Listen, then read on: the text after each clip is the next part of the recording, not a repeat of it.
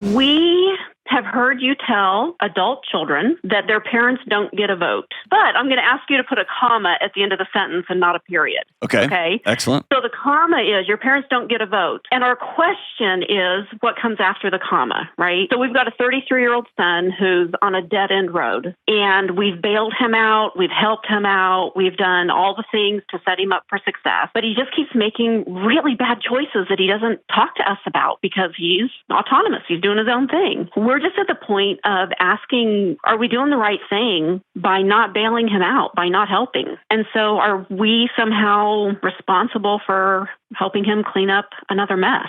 I have a pretty firm thoughts around this, but give me the scope of the mess. He's clean and sober, so let me just, clear that. If he has a past, substance abuse history, he's really marginally employed at best, kind of by choice. He's gotten fired from 2 good jobs. He is like a banana peel away from slipping into being homeless. And he's been there before, and we've bailed him out. And of course, you always have a safe place to land here, and blah, blah, blah. And then he just doesn't get his act together. Yeah. Dad, how do you feel? I think the thing that breaks my heart is I always had a safe place to land in my parents' home. My grandparents were the same way. If there's something goes down, you can always come home. And this last time I said, hey, this is it. We can't keep this cycle going. You're going to have to make it. And he was set up for success. But once again, it failed. And I think the thing for me this time was he covered it up. He lied. And he asked if he could come home. And I said no. And that hurt so bad.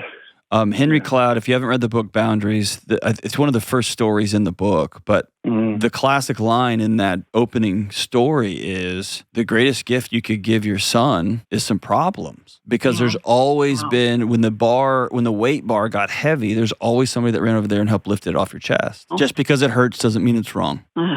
And just because it's right doesn't mean it's without risk.